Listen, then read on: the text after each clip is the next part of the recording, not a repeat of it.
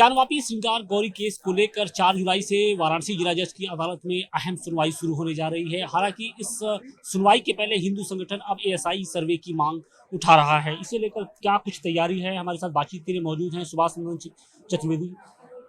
मामला 4 तारीख से फिर से सुनवाई शुरू हो रही है। पहले इस दौरान क्या कुछ होगा उसके बारे में बताइए। देखिए सबसे पहले जो परसों 4 जुलाई को जो सुनवाई होने जा रही है वो अभी पोषणीयता पे ही होगी।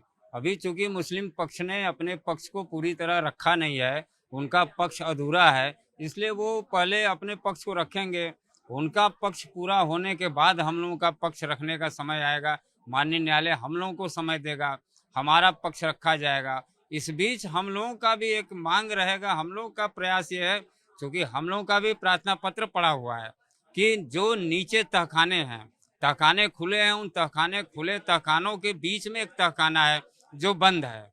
वजू खाने के नीचे से लेकर पश्चिमी द्वार तक का जो तहखाना, जो चारों तरफ दीवारों से बंद है, पश्चिमी द्वार तरफ जो है मलबे भरे पड़े हैं, कम से कम 15 फीट का मलबा भरा पड़ा है। उसके नीचे जो अंदर जाने के रास्ते हैं, जिसकी वजह से हम लोग मूल स्थान पे जिस माँ श्रृंगार गौरी की तलाश में हम लोग निकले थे, वो माँ श्रृंगार गौरी अभी उसी के नीचे है, मिली नहीं। तब तक बाबा हम लोगों को मिल गए, प्रकट हो गए बाबा विश्वनाथ। तो जब प्रकट हो गए तो जब तक उसके भीतर हम लोग नहीं जाएंगे तब तक हम लोगों का मूल साक्ष्य नहीं मिलेगा। तमाम जो है माँ श्रृंगार गौरी से लेकर ये जो शिवलिंग मिला है, इसका अर्घा, इसका आधार जिस जमीन पे खड़ा है, जहाँ तहखाने जो बंद है, वहां तक हम लोगों को पहुंचना है। और उसके नीचे भी अंदर तमाम देवी देवता, हो सकता है कि माँ श्रृंगार गौरी अगर बची होंगी तो वहीं पर होंगी।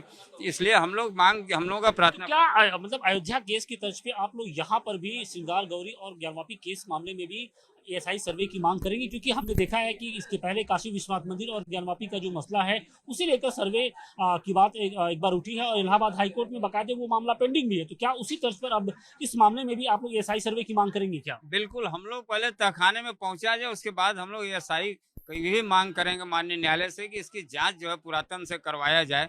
क्योंकि भाई ये बाह्य साक्ष्य तो हम लोग को मिलते जा रहे हैं। एक सबसे बड़ा साक्ष्य जो है शिवलिंग मिल गया है, माँ श्रृंगार गौरी बची हैं जो तहखाने में है, लेकिन उसका एएसआई जांच, जो पुरातन जांच होता है, टेस्टिंग होना चाहिए। ये जांच भी जरूरी है। इसलिए माननीय न्यायालय से हम लोगों की मांग रहेगी कि आने वाले कल में इसको जांच कराया जाए और पूरी तरह सारे साक्ष्य, बाह्य साक्ष्य, अंदर के भी जो भी साक्ष्य हैं, पुरातत्व के एएसआई के माध्यम से सारी चीजें सामने आए और प्रमाणित ढंग से जो है ये मंदिर साबित हो जाए कि मंदिर है। ऐसा नहीं कि हम अधूरा प्रमाण नहीं चाहते हैं, हम चाहते हैं कि आप प्रतिपक्ष जो मुस्लिम समाज भी संतुष्ट हो कि नहीं ये मंदिर है और मंदिर के ही साक्ष्य हैं। केवल बाह्य साक्ष्य देखकर आप मत संतुष्ट हुए। आप एएसआई सर्वे की बात करें, लेकिन वो तो कोर्ट कमिश्नर की कार्रवाई का विरोध कर रहे थे।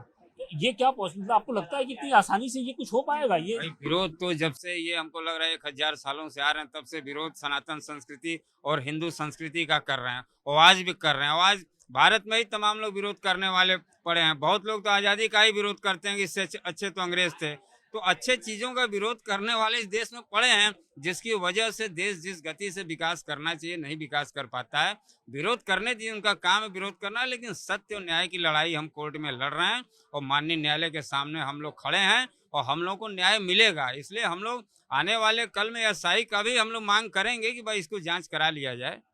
लगता है कि अगर एएसआई की सर्वे होता है एएसआई के जरिए, तो दूध का दूध पानी का पानी हो जाएगा और जो सच्चाई है मस्जिद की वो सामने निकल कर आएगी। देखिए मस्जिद मंदिर की सच्चाई तो सामने आ ही चुकी है।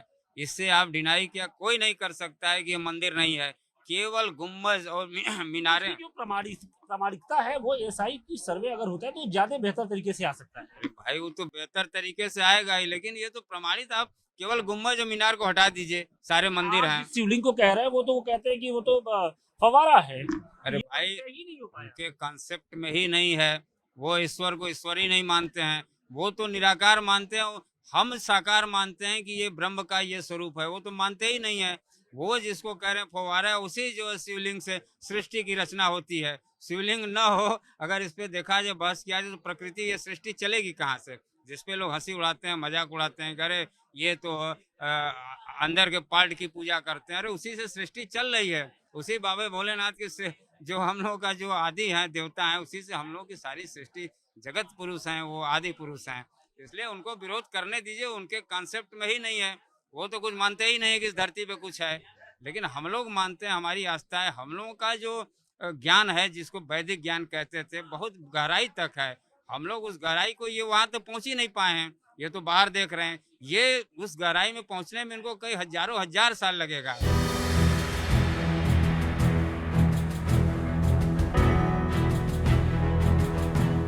तैयारी पूरी है, तैयारी तो पूरी है। जून में कोर्स बंद थी, 4 जुलाई को डेट पहले से ही लगी हुई है और वही फूड की मेंटेनेबिलिटी पर अभी हम लोगों का आर्गूमेंट चल रहा है, कंटिन्यू है। 4 को जहाँ तक बहस हमने जहाँ तक बहस किया था, 30 मई को बात हमारी हुई थी।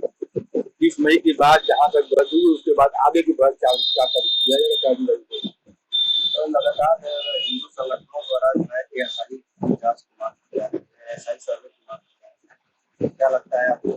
देखिए, अब ये हिंदू पक्ष को कुछ न कुछ तो पूरा बात करनी है। बात यहाँ तक समझिए, ये मुझे बहुत ताजुब हो रहा है कि ऐसी मांग क्यों कर रही है। जब सुप्रीम कोर्ट ने ऑर्डर ये कर दिया तो पहले आपका सूद मेंटेनेबल है कि नहीं, पहले उस पर बात कीजिए।